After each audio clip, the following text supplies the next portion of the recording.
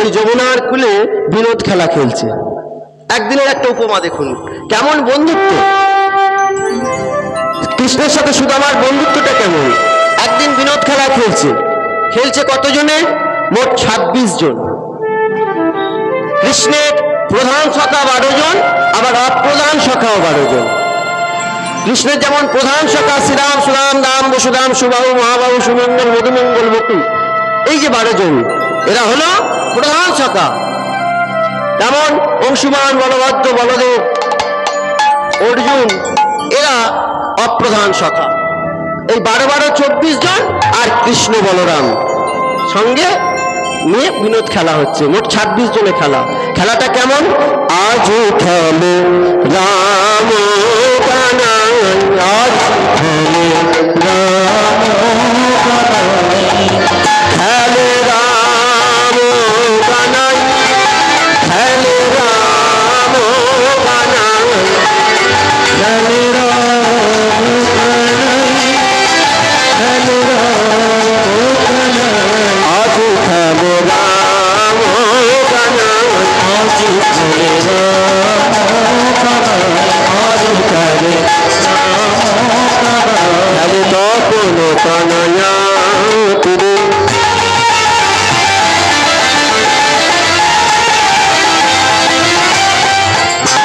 আবার শোনে বলে সখা শোনে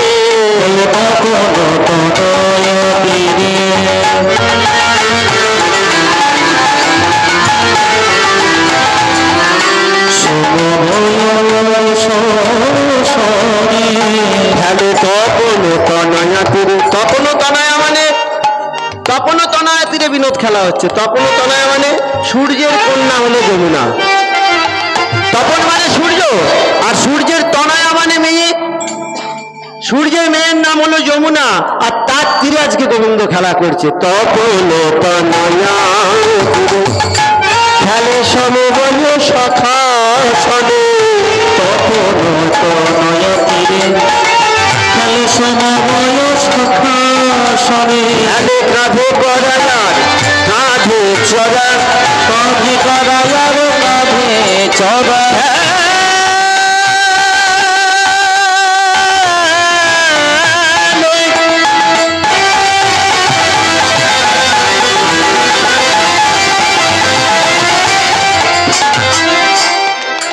খেলে কাঁধে করায়ার কাঁধে চড়া, খেলে কাঁধে করায়ার কাঁধে চড়া, সুন্দর সীমানা খেলে রাম আজ খেলে রাম, আজ খেলে রাম, আবার পোখরের বীরতাকে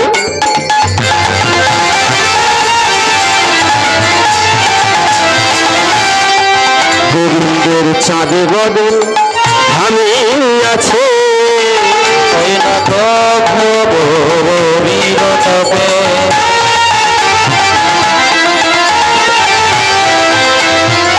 গোবিন্দের চাঁদে বদল ঘামে আছে। আজকের খেলা বন্ধ। মানে যে খেলা খেললে গোবিন্দের চাঁদ বদন ভিজে যায়, বাবারে, যে খেলা খেললে গোবিন্দের চাঁদ বদন ভিজে যায় সে খেলা আজকে বন্ধ। এই বলে সখারা খেলা বন্ধ করে দিয়েছে। এই যখনই খেলা বন্ধ করে দিয়েছে তখন পূর্ণমাসী মা এক পাশে দাঁড়িয়ে দাঁড়িয়ে ভাবছে, এখন যদি খেলা বন্ধ হয়ে যায় তাহলে তো আমার লীলা দর্শন হবে না। তাই পূর্ণমাসী মা কি করলো? কালো কালো মেঘে ঢাকে দিনমণি, কালো কালো মেঘে ঢাকে মেঘে ঢাকে দিনমণি, কালো মেঘে ঢাকে দিনমণি, আমাদের পূর্ণমাসী মা খেলে রাম কানাই, খেলে রাম কানাই, খেলে রাম কানাই। গোবিন্দ আমার হঠাৎ বলছে, প্রতিদিন তো নতুন নতুন খেলা খেলি, আমাদের খেলার নামই হলো বিনোদ খেলা। বিনোদ, বিনোদ কথার মানে হলো নিত্য নতুন। তাহলে আজকের খেলাটার নাম কি হবে? আজকে কি খেলা খেলবো? তোমার পছন্দের একটা খেলার নাম বলো তো দেখি। ছেলেটাকে দেখতেও যেমন, খেলার নামটাও তেমন। এই তুমি কি খেলা ভালোবাসো? লুকাচুরি। দেখেছেন এত রাত্রে লুকোচুরি খেলতে হবে? হ্যাঁ, অন্ধকারই তো ভালো, হ্যাঁ বুঝে পাবে না। তার থেকে আজকে একটা নতুন খেলা খেলি। খেলাটা কি? কাঁধে করা আর কাঁধে চড়া। এই যখনই বলেছে সব সাথে হাত তুলে বলছে কাঁধে চাপবো কাঁধে চাপবো কাঁধে চাপবো। এই সব কাঁধে চাপবো বললে হবে? কাঁধে করার দলেও তো যেতে হবে, সে কি মায়েরা, তাই তো নাকি? এখানে যদি কাঁধে করা আর কাঁধে চড়া খেলা হয়, আপনারা সব কোন দলে যাবেন? হ্যাঁ, সবাই কাঁধে চাপার দলে যাবেন। তাই গোবিন্দ বললো, শোন, সবাই চাপবো করলে হবে না তো, আগে কে কাঁধে করবে সেটা নির্বাচন করতে হবে। আর আমরা 26 জন আছি। থাক থাক থাক থাক থাক জয়নিতাই থাক। আগে একজনকে চোর সাব্যস্ত হতে হবে। আমরা দলে 26 জন আছি। আমি এক্ষুনি ভান্ডির বন থেকে 26টা পাতা তুলে নিয়ে আসছি। জানি তাই এই 26টা পাতা নিয়ে এসে সবাইকে একটা করে পাতা দেবো। আর হ্যাঁ, ওই 26টা পাতার মধ্যে একটা পাতায় ছিদ্র করে দেবো। ভালো করে শোন, তোরা সবাই পাতা নিবি, নিতে নিতে যার ভাগ্যে ছেঁড়া পাতাটা পড়বে সে হবে আজকে খেলার চোর। এই বলে গোবিন্দ আমার পাতা আনতে চলে গেল। তাই কেহ নাচে কেহ গাও,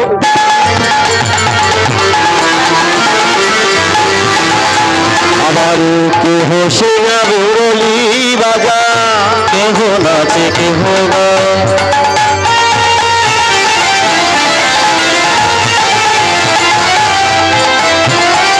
কেহ সিংহ মুরলি বাজা, দেখো কেহ নাচে কেহ গায়, কেহ সিংহা বেনু বাজায়, কেহ নাচে কেহ গায়, কেহ সিংহ মুরলি বাজা, আর কেহ কেহ পাঁচুনি ঘোড়ায়, কেহ কেহ পাছুনি ঘোড়ায়, কেহ পাঁচুনি ঘোড়ায়, কেহ কেহ পাছুনি ঘোড়ায়, হরে শ্যামরা। গোবিন্দ আমার পাতা নিয়ে চলে এসেছে। এই সবাই একটা করে পাতা নিয়ে নে। সবাইরা সবাইকে পাতা দিয়ে এবার গোবিন্দ জিজ্ঞাসা করছে, কিরে তোর পাতা? এই তোর পাতা, তোমার পাতা? ঠিক আছে, সবাইকে জিজ্ঞাসা, তোমার পাতাটা ভালো তো? সবাইকে যখন বলা হয়ে গেছে, আমায়রা 26 জনের খেলা হচ্ছে, 25 জনের পাতা চেক করা হয়ে গেছে, মানে দেখা হয়ে গেছে 25 জনের পাতাই ভালো। আর একটা পাতা দেখা হয়নি, সেটা হচ্ছে গোবিন্দেরটা। এই গোবিন্দের পাতাটা তখন সকালে বলছে, কানাই সবার পাতা তো দেখলাম, তোর পাতাটা দেখা। এবার গোবিন্দ যখন পাতাটা দেখিয়েছে, দেখছে গোবিন্দের পাতাটাই ছেঁড়া। এবার গোবিন্দের পাতাটা যখনই ছেঁড়া পেয়েছে, সকালে বলছে, খেলায় চোর চোর চোর চোর চোর চোর। চোর বলতে খুব ভালো লাগে। আর আমি চুরি করলে তোমরা খাও না, আমি মাখন চুরি করি, তোমরা থাকো না দলে, তাই তো? চোরের সঙ্গে থাকলে চোর। গোবিন্দ আমার এই কথা বলে নিজে কাঁধ পেতে বসেছে। আর তোরা কি আমার কাঁধে উঠবি? এবারে দাদা শ্রীরাম আর দাদা বলরাম আর শ্রীরাম, দাদা বলরাম আর শ্রীরাম কানাইয়ের থেকে বয়সে অনেক বড় আর শরীর স্বাস্থ্যতেও খুব বড়।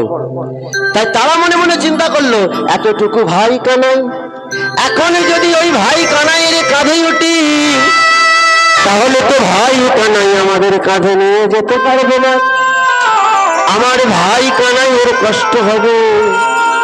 তাই দাদা শ্রীরাম আর বলরাম এই দুজনে মিলে বড় করে একটা হাই তুলে নিয়ে বলছে, আজকে খেলা আমরা খেলবো না, তোরা খেল। এই বলে তারা দুজন খেলা থেকে সরে গেল। কেন কাঁধে উঠবো না? সরাসরি এই কথা বলতে পারছে না যে কাঁধে উঠতে পারবো না, তাহলে সকালে আর কেউ খেলায় থাকবে না। তাই দুজনে ছলনার আশ্রয় নিয়ে সরে বসলেন। কিন্তু বাকি সখাদের মধ্যে সুদামা এগিয়ে এসে বলছে, তোরা কে কে খেলবি আমি জানি না, তোরা কে কে খেলবি জানবি না, কিন্তু আমি রাম কানাইয়ের সনে খেলবো রে, কানাইয়ের সনে খেলবো রে, আমি খেলবো রে, আমরা খেলবো রে, আমি খেলবো রে, ওই দুর্বনে যাব না,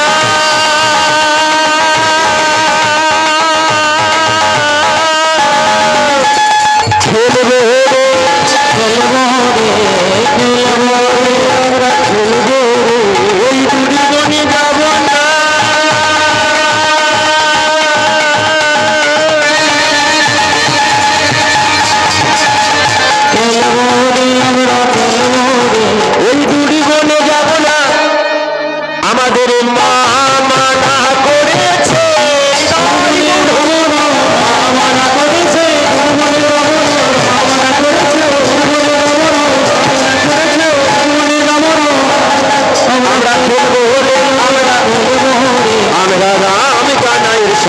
খেলবো রে আমরা আমি কানাই সবে খেলবো রে ওমনি সুদামারি লইয়া কৃষ্ণ ছুটিতে লাগিল সুদামারি লইয়া কৃষ্ণ ছুটিতে লাগিল সুদামারি লইয়া কৃষ্ণ ছুটিতে লাগিল ও সুদামারি লইয়া কৃষ্ণ ছুটিতে লাগিল এই কানাই, তুই একবার দাঁড় করা তো।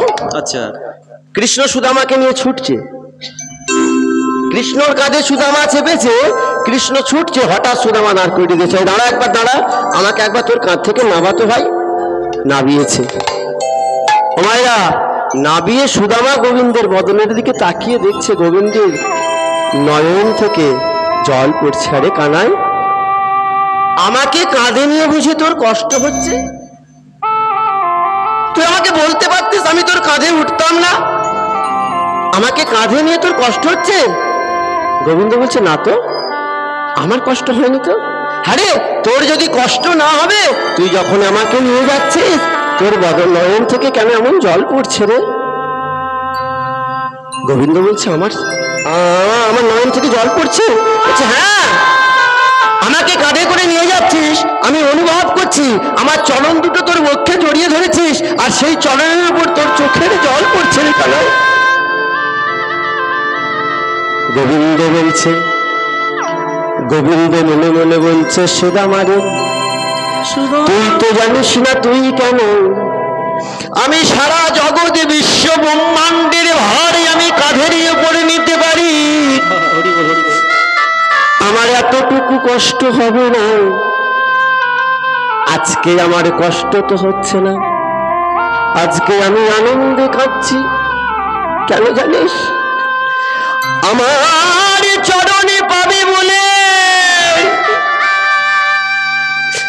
কত যোগী মুনির ধ্যান করে চলেছেন, আমার চরণে পাবে বলে কত তপস্বিনী তপস্যা করে চলেছে।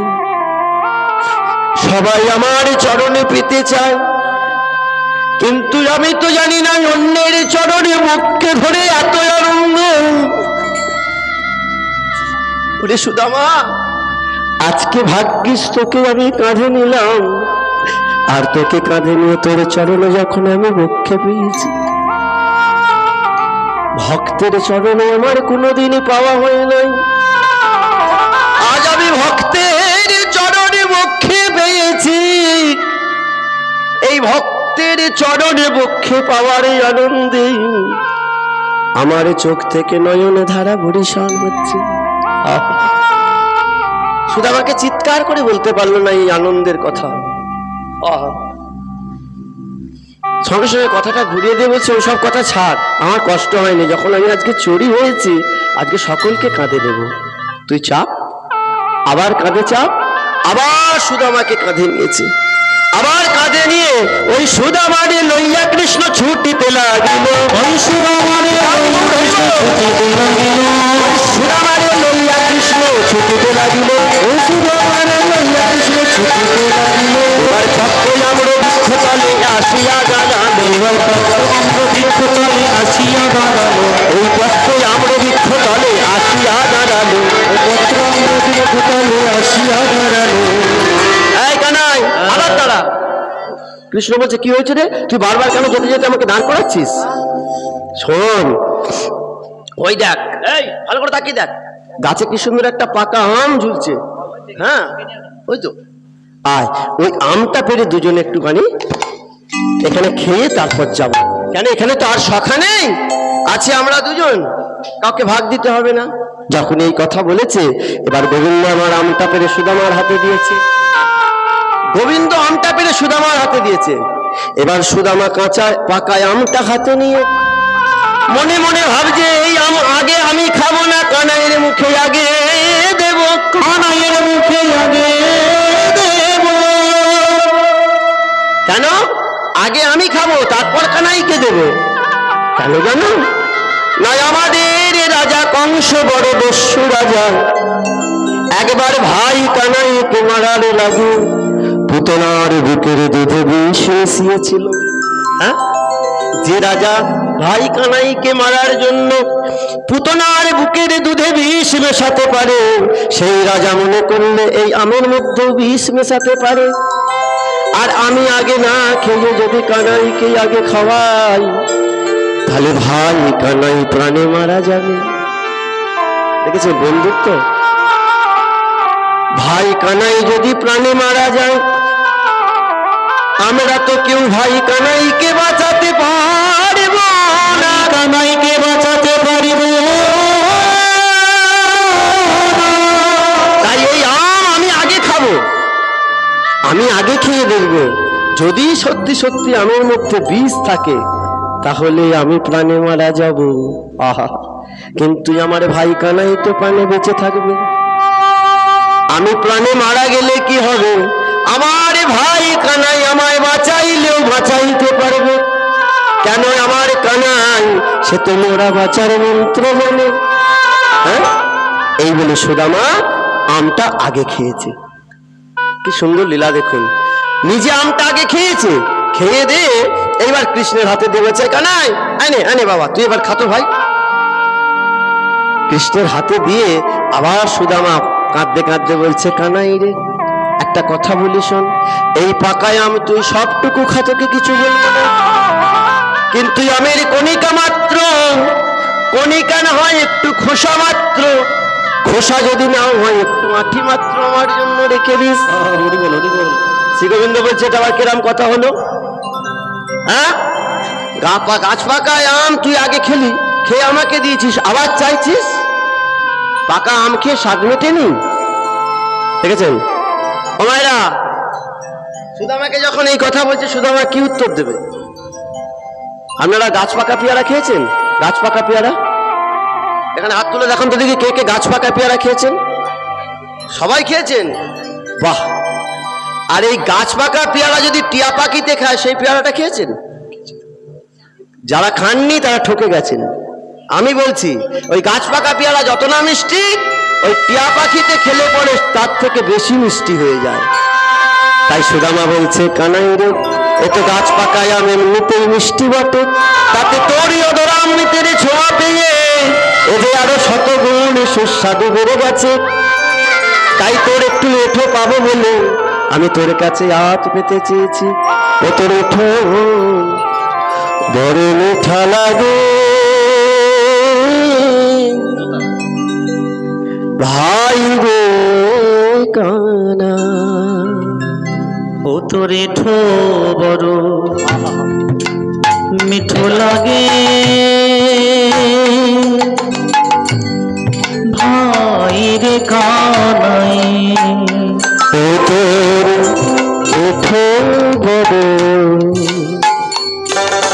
তাই একটা কথা বলি, আমি যে গুরুদেবের কাছে কীর্তন শিখেছি, আমরা অধিকাংশ ভক্তলীলা গাই, গৌরলীলা গাই, কিন্তু আর সব এখনকার যে কীর্তন আপনারা শুনে অভ্যস্ত হয়ে গেছেন।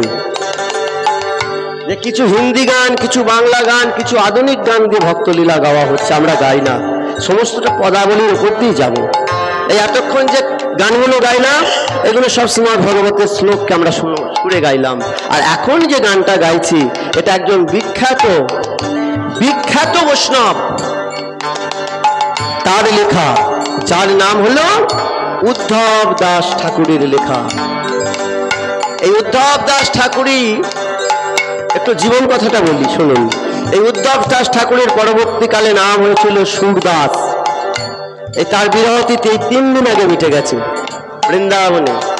এই উদ্ধব দাস একবার বৃন্দাবনে তপস্যা করতে করতে ললিতা সখীর কাছে অভিশাপ পেয়েছিল যে তুই জীবনে কখনো কোনোদিন পৃথিবী কাকে বলে দেখতে পাবি না, তুই জন্ম অন্ধ হয়ে জন্মাবি। তা সুরদাস তখন মনে মনে চিন্তা করেছিল, যখন পৃথিবী দেখতে পাবো না, পৃথিবীর কি রং দেখতে পাবো না, আমিও সংকল্প করলাম আমি যদি জন্ম নিই তবে বৃন্দাবনে জন্ম নেব। আর এই বৃন্দাবনে জন্ম নিয়ে আমি কি করবো জানো? আমি বৃন্দাবনে পথে পথে ওগো গাইব রাধার নাম। হরি বল। আমি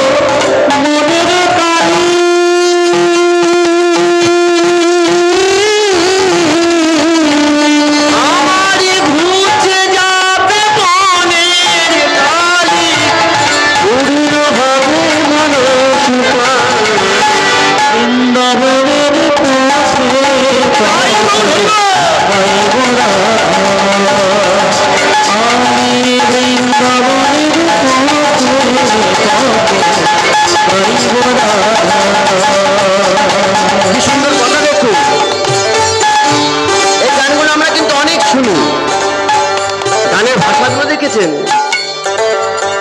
জীবনটাকে কাটিয়ে দিলাম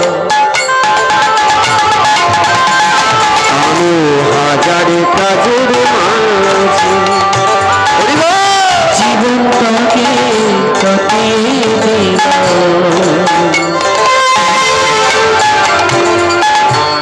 বাজে কাজের ভিড়ে। এই জীবনটাকে তোমার চরণে ভুলে গিয়ে জীবনটাকে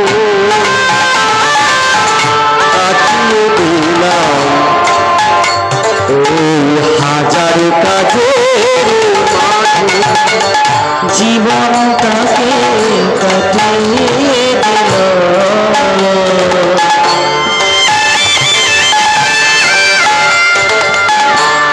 বাজে কাজের ভিড়ে।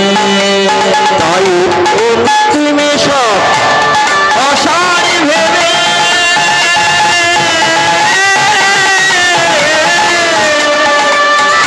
অন্তিমে সব অসার ভেবে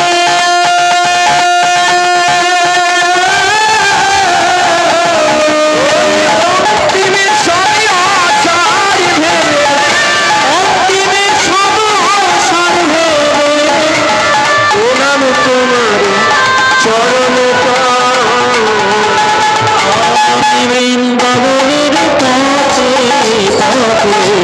বলিব আমি বৃন্দাবনের কাছে বলিব। আর কি বললেন? বৃন্দাবনে জন্ম নিয়ে তোমার নাম তো গাইব, আর যদি কিছু চাইতে হয় রাধা রানীর কাছে যাইবে। কেন জানো? তোমার কৃপা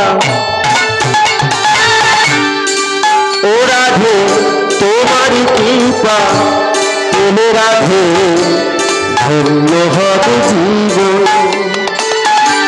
তোমার কৃপা তুমি রাধে ধন্য হবে জীবন। ও রাধে রাধে তোমার কৃপা তুমি রাধে ধন্য হবে জীবন, তোমার কৃপা তুমি রাধে ধন্য হবে জীবন। আর কি চাইবো জানো? এই জীবন মরণ চাই না গোয়া,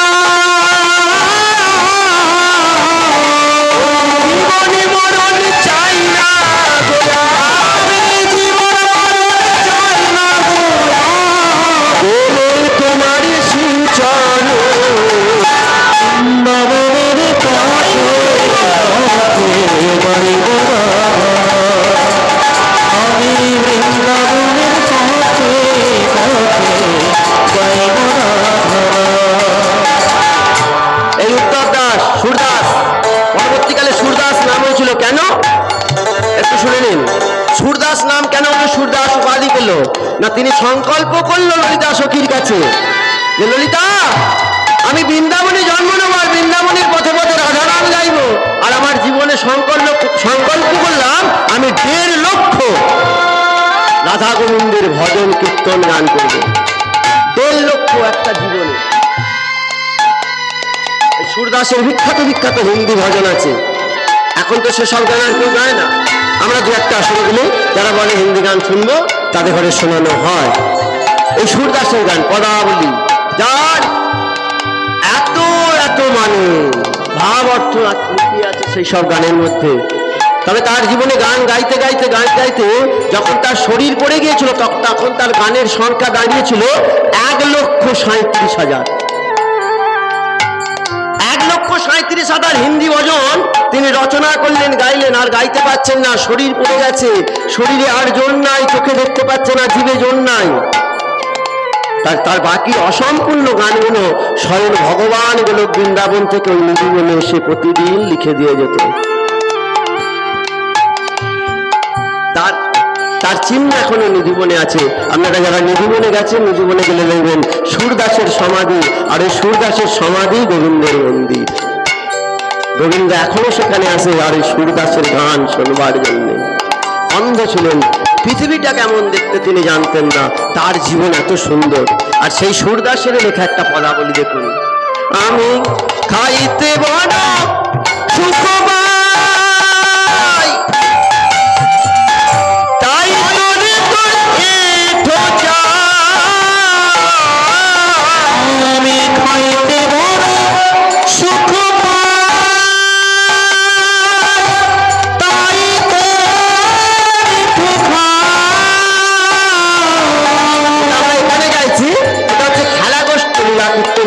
খেলা গোষ্ঠের একটা পদাবলী, বিখ্যাত পদাবলী। আমি খাইতে বড় সুখ পাই, তাই তোরে তোরে এঠো চাই। আমি খাইতে বড় সুখ পাই, তাই তোরে এঠো চাই। এখন খেতে খেতে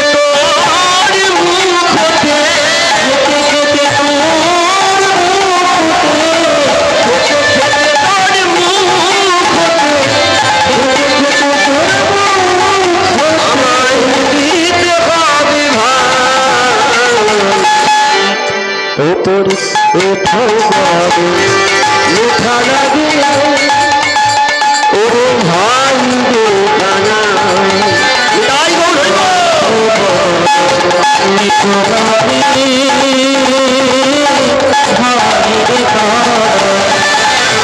গোবিন্দ কি বলছে দেখুন, তাহলে আমার এঠো খাবি বলে তুই আমার থেকে চাইছিস, তবে তোমার কিছু দে।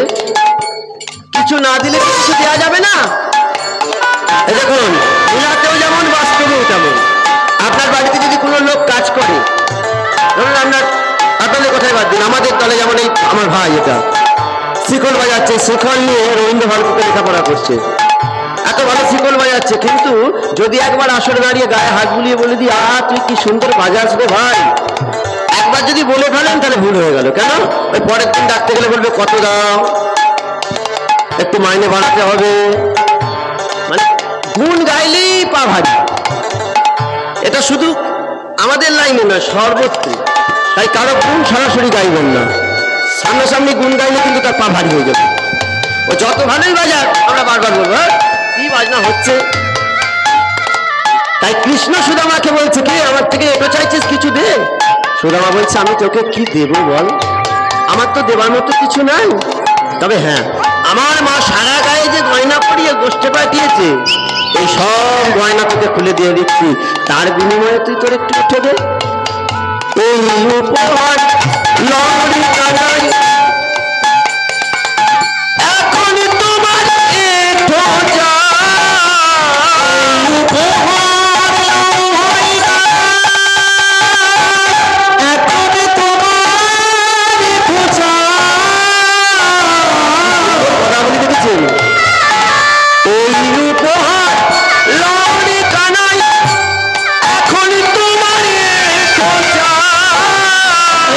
উপহার লড়ি কানাই, এখন তোমার এঠো চাই। এটা শুনুন ভাবে মোরা, এটা শুনুন ভাবে মোরা, সবাই কিছু দিতে চায়। বাহ, এঠো বড় মিঠা লাগে ভাই রে কানাই। উত্তরি কত রে ভালো লাগে ও ভাই কানাই, ও এঠো বড় মিঠা লাগে ভাই রে কানাই, কত রে বড় মিঠা লাগে ভাই রে কানাই, ভাই রে কানাই, ভাই রে কানাই। এইরকম খেলা, এইরকম বন্ধুত্ব খেলা হতে হতে হঠাৎ একদিন সুদামা শুনতে পেল রাজা কংস অক্কুরকে পাঠিয়েছে কৃষ্ণ আর বলরামকে মথুরায় নিয়ে যাওয়ার জন্য। এই কথা শুনে সুদামা চোখের জলে কাঁদছে। আরে কানাই, শুনলাম নাকি তুই কালকে চলে যাচ্ছিস আমাদের ছেড়ে? কৃষ্ণ বলছে, না রে, শুধু আমি আর দাদা বলরাম যাচ্ছি তা নয়, তোরাও সঙ্গে যাবি। এমনকি আমার এই গোপাল রাখাল, এমনকি আমার বাবা নন্দ মহারাজ, তিনিও তো যাবে। সবাইকে যেতে বলেছে। সেদিন সুদামা, বাকি সব সখা এবং নন্দ মহারাজা সবাই গিয়েছিল মথুরায়। মথুরায় গিয়ে কি ঘটলো? মথুরায় গিয়ে রাজা কংসের সঙ্গে বার যুদ্ধ শুরু হলো। আর রাজা কংসের সঙ্গে যুদ্ধ হয়ে যুদ্ধক্ষেত্রে রাজা কংসকে নিধন করলেন। নিধন করে উগ্রসেন, এই উগ্রসেনকে করলেন মথুরার রাজা। উগ্রসেনকে মথুরার রাজা করে কৃষ্ণ আর বলরাম নন্দ মহারাজকে ডেকে বলছে, মহারাজ আপনাকে একটা কথা বলি। কি হয়েছে কানাই, বলো না। আপনি এখন আমার এই রাখাল বালকদের ঘরে নিয়ে বৃন্দাবনে ফিরে যান। নন্দ মহারাজ জিজ্ঞাসা করছে, কানাই তুমি যাবে না? বলছে, না পিতা, আমাদের আর যাওয়া হবে না। কেন? এই রাজা কংসকে নিধন করে উগ্রসেনকে রাজা করেছে। আর এই রাজা কংসকে নিধন করেছে বলে এই কংসের শ্বশুর মশাই, কংসের শ্বশুরের নাম কি বলতে পারবেন কেউ? কংসের শ্বশুরের নাম কি? জরাসন্ধ। এই জরাসন্ধের দুটি মেয়ে হস্ত্রী আর তৃপ্তি, এই দুটোকেই রাজা কংস বিয়ে করেছিল। তাই জামাইকে মেরে ফেলেছি বলে শ্বশুর মশাই সৈন্য সামন্ত নিয়ে তৈরি হচ্ছে। এই রাজা কংস যত না বীর ছিল, কংসের শ্বশুর মশাই তার থেকে 10 গুণ বীর বেশি ছিল। তাই রাজা কংসকে মারার জন্য জরাসন্ধ সৈন্য সামন্ত নিয়ে তৈরি হচ্ছে। তার সঙ্গে যুদ্ধ করে উগ্রসেন পেরে উঠবে না। তাই আমরা দু ভাই আর বৃন্দাবনে যাব না, আপনি ফিরে যান। এই বৃন্দাবন চলে এলো রাজা নন্দ মহারাজ। আর বৃন্দাবনে এসে বৃন্দাবনের দশা কি হলো? মা যশোদা পিতানন্দ, পিতানন্দ তাদের সাদের গোপাল ছেড়ে বলে অন্ধ। অন্ধ হয়ে গেল। কানাই কানাই কানাই করে আমার গোপাল কোথায়? মা যশোদা পিতার অন্ধ, কেঁদে কেঁদে তারা হলেন অন্ধ। আর রাধারানী পাগলিনীর ন্যায় হয়ে ললিতা সখীর কাছে বসে বসে কাঁদছে। ললিতা, কাল বলিতালা গেল ত্রিপুরে, বল বল সকালের আর কয়দিন বাকি, কালের আর কয়দিন।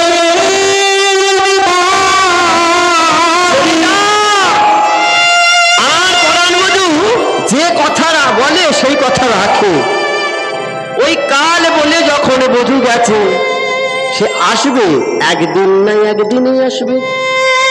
তবে ললিতা রে, ললিতা রে, সেদিনে যদি আমি এই বৃন্দাবনে না বেঁচে থাকি, আমার এই মরা দেহটা নিয়ে কি করবি জানি? ওই যমুনার জলে ভাসায় দিবি না, জলে ভাসায় দিবি না, আগুনেও পোড়াবি না। আমার এই দেহটা নিয়ে কি করবি জানিস? আমায় তমাল গাছে তুলে রাখিস, তাই তমাল গাছে তুলে রাখি। আমার বধূ এসে আমায় দেখতে পাবে, তমাল গাছে তুলে রাখিস। তাই বধূ এসে দেখতে পাবে, তমাল গাছে তুলে রাখি। আমার পরাণে বধূ এসে আমার দেহ দেখতে পাবে। এই দেখুন, কোথায় রাখতে বললো? তমাল গাছে। কেন? আর কোনো গাছে নয়। কেন রাখতে বললো জানিস? আমার বধূ এসে দেহ দেখতে পাবে, কেননা সে যে তমাল বধূ ভালোবাসে। আমার বধূ এসে দেখতে পাবে, তমাল বধূ ভালোবাসে। আমার বধূ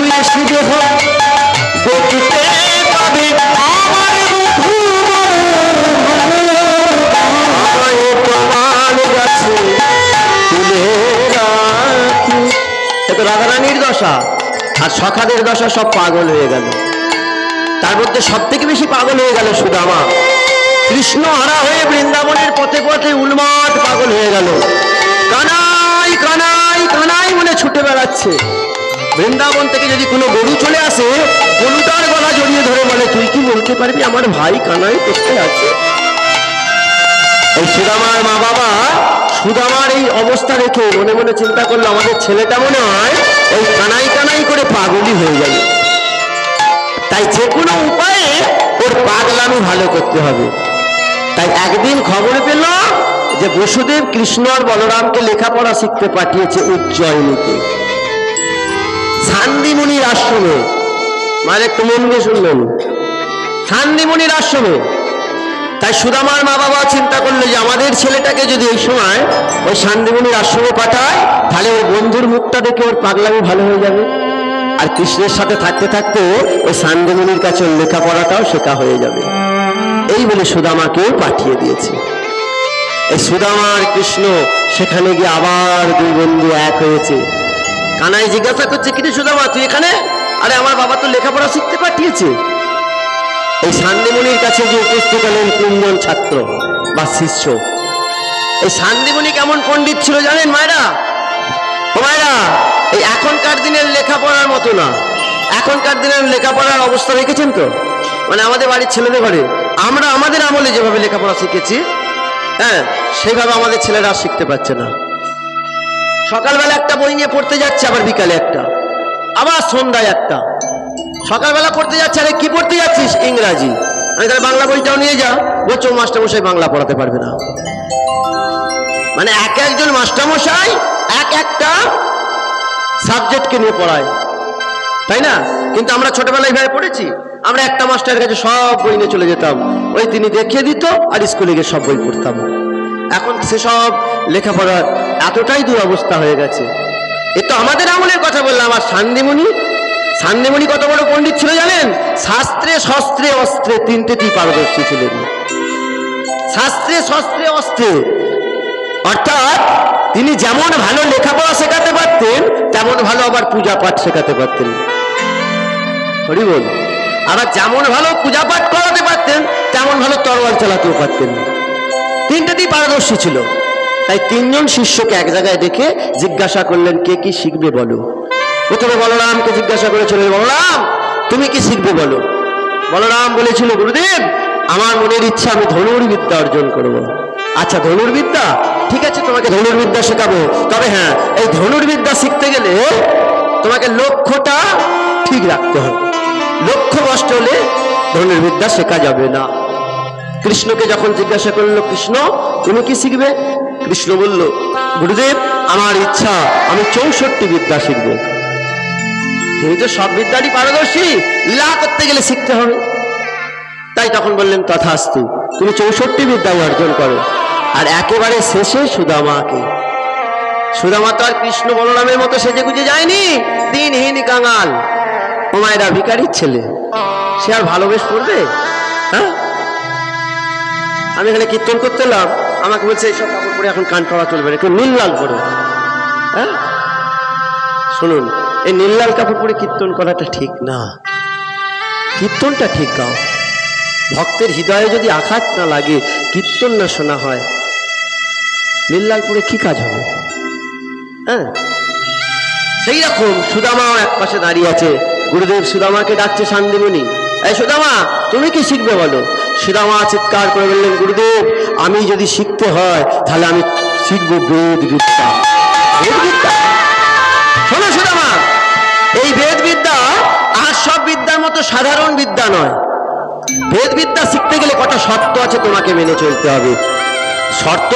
হ্যাঁ, তোমার হাতে গঙ্গা জল নিয়ে প্রতিজ্ঞা করতে হবে যে আমি যে কথাগুলো বলবো সেগুলো জীবনে মরণে মনে প্রাণে সংকল্প নিয়ে নিতে হবে যে আমি জীবনে এই কথাগুলো রেখে চলবো, তবেই তুমি বেদবিদ্যা পারবে।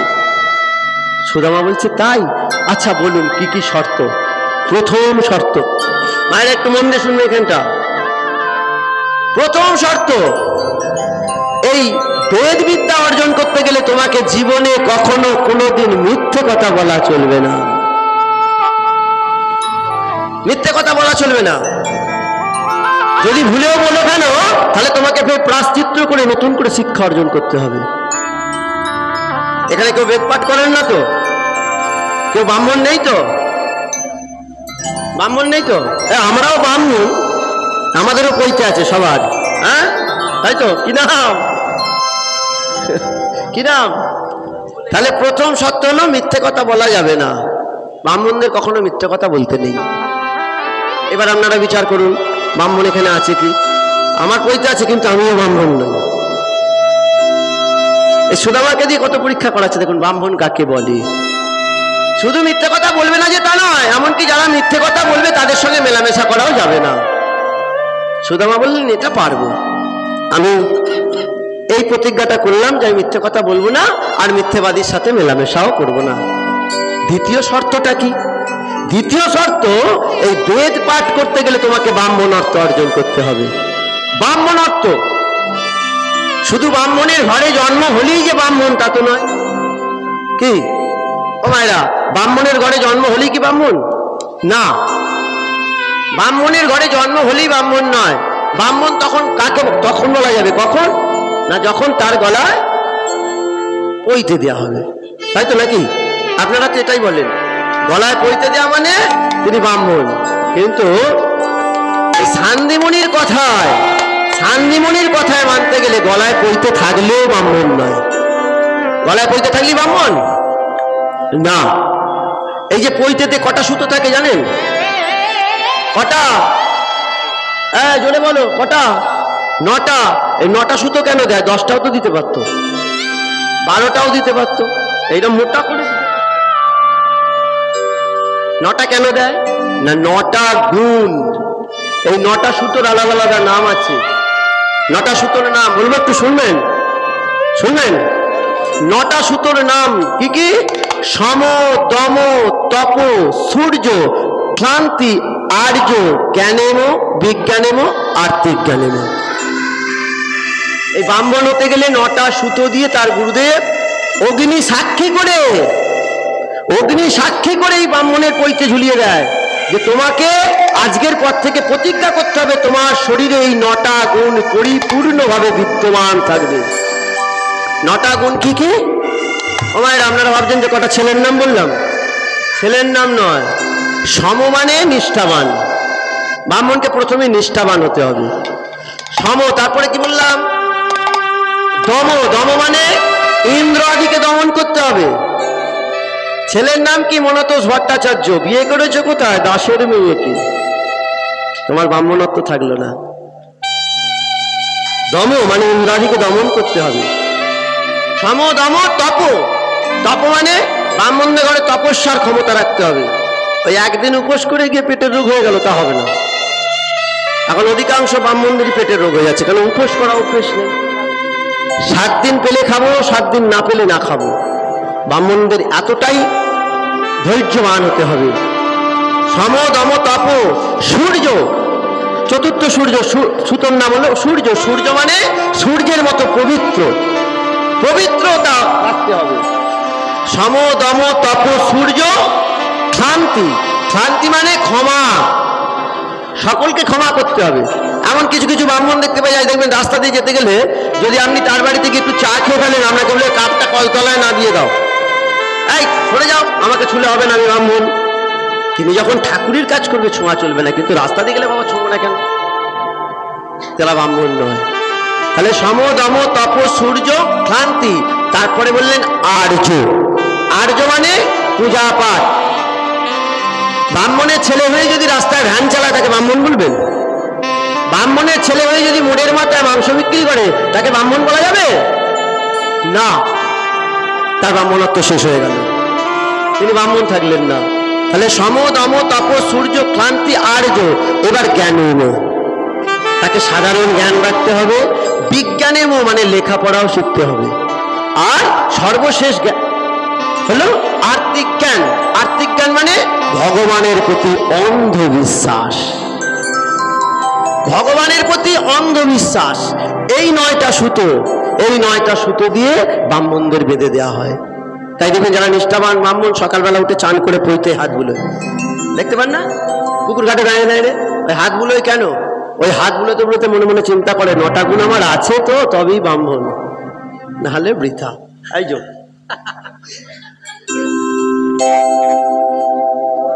এটা হলো দ্বিতীয় শর্ত। এবার তৃতীয় শর্তটা কি? তৃতীয় শর্ত, বেদ এমন একটা জিনিস সুদামা, আমি তোমাকে বইও দেব না, খাতায় লিখতেও দেব না, আমি বেদ পাঠ করবো আর তোমাকে শুনে শুনে মুখস্থ করতে হবে। বেদ শুনে শুনে মুখস্থ করতে হয়, তাই বেদের আর এক নাম শ্রুতি। শ্রুতি বলা হয় কেন না, শুনে মুখস্থ করতে হয়। পারবে তো? সুদামা বললেন দিন গঙ্গা জল, আমি প্রতিজ্ঞা করলাম আপনার যে এই 3টি সত্য আমি মনে প্রাণে মেনে চলবো। এই বলে 3 জনকে শিক্ষা দিতে শুরু করলেন। এবারে শিখিতে শিখিতে তারা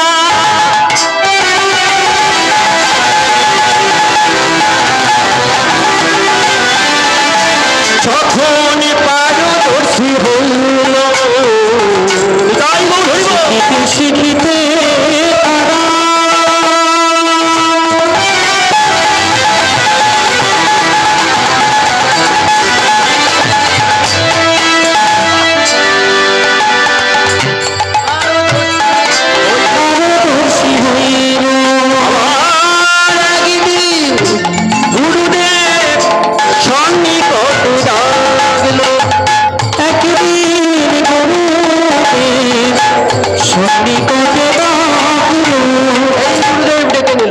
ডেকে নিয়ে কৃষ্ণকে আর সুদামাকে ডেকে বলছে, দেখো কৃষ্ণ আর সুদামা তোমাদের লেখাপড়া শিখাতে গিয়ে গুরুমার কাঠ শেষ হয়ে গেছে, জ্বালানির কাঠ শেষ হয়ে গেছে, যাও একটু কাঠ ভেঙে নিয়ে আসো তো। এই বলে 2 বন্ধুতে এবার জঙ্গলে কাঠ ভাঙতে গেল। কাঠ আনিবার করে যখন জঙ্গলে গেল,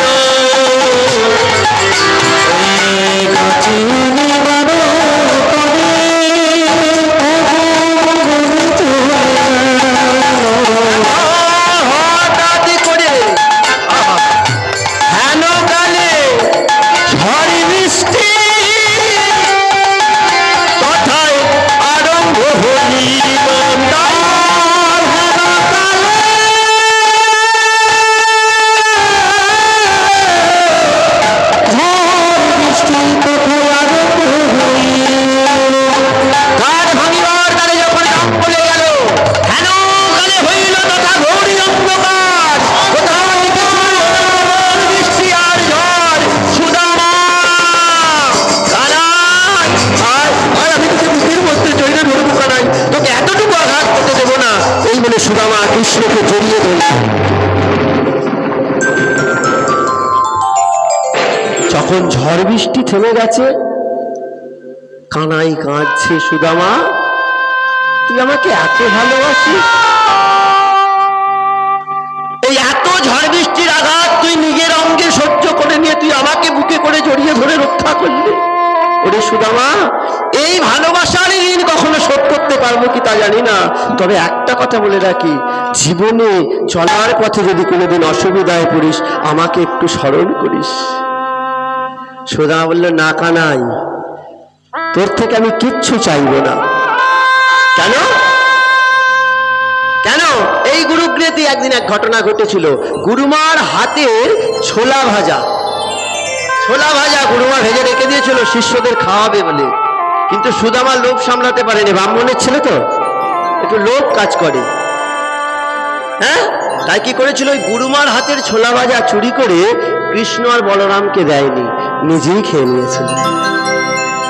আজ কৃষ্ণ বুঝতে পেরে সুদামাকে গিয়ে বলেছিল, সুদামা তুই আমার সখা আর তুই গুরুমার হাতের ছোলা ভাজা নিয়ে একা খেয়ে নিলি, আমাকে যেমন ছোলা ভাজা দিলি না, আমি প্রতিজ্ঞা করলাম জীবনে কখনো কোনোদিন তোকে কিচ্ছু দেব না। সেদিন সুদামা চোখের জলে কাঁদতে কাঁদতে বলেছিল, কানাই তুই যেমন আমায় কোনোদিন কিছু দিবি না, আমিও কথা দিলাম আমি যদি তোর সখা হয়ে থাকি, আমি যদি মনে প্রাণে তোকে ভালোবেসে থাকি, আমিও তোর কাছে কোনোদিন কিছু চাইব না। প্রতিজ্ঞাবদ্ধ, এও দেবে না ও চাইবে না।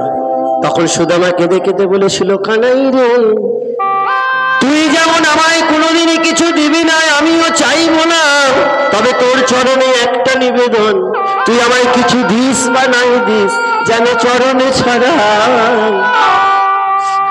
আমায় করিস না রে, যেন চরণে ছাড়া আমায় করিস না রে। শুধু এ জন্মে না,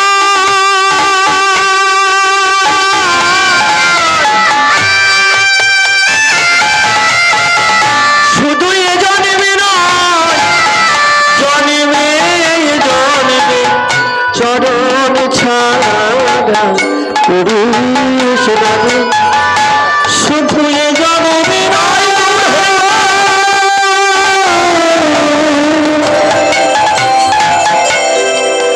এই জন্মে চরণ ছাড়া করিস না রে। এই প্রতিজ্ঞাবদ্ধ হয়েছিল, তাই সুদামা বলল আমি তো তোর কাছে কিছু চাইবো না। মায়েরা কিছু ভিজে কাঠ নিয়ে, ঝড় বৃষ্টিতে সব কাঠ ভিজে গেছে, ওই ভিজে কাঠ কিছু নিয়ে গুরুদেবের কাছে ছুটে এসেছে। গুরুদেব তাদের দুজনের চোখের জল দেখে বলছে, তোমরা কাঠ আনতে পারোনি বলে দুঃখ পেও না, আমি কাঠ ভাঙতে পাঠাইনি, আমি তোমাদের বন্ধুত্ব পরীক্ষা করতে পারতেছিলাম। যাও, তোমরা যেমন লেখাপড়াতেও পাস করেছো, বন্ধুত্বের পরীক্ষাতেও পাস করেছো, এবার তোমরা যে যার ঘরে ফিরে যাও। এই যখনই চলে যাওয়ার কথা হয়েছে, এইবার কৃষ্ণ আর সুদামা দুজনের শেষ দেখা হয়ে গেছে।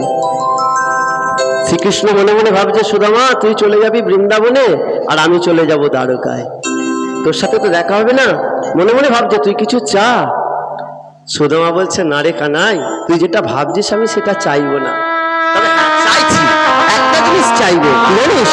ওরে কানাই রে, তুই তো চলে যাবি সেই দ্বারকায়, তুই হয়ে যাবি দ্বারকাধীশ মহারাজ কৃষ্ণচন্দ্র, আর আমি চলে যাব সেই বৃন্দাবনে। ওরে কানাই রে, তোর সাথে আমার আর দেখা হবে কি তা জানি না, তাই শেষবারের মতো তোকে বলি, একবার তুই ভঙ্গ হইয়া দাঁড়া না কানা, একবার তুই ভঙ্গ হইয়া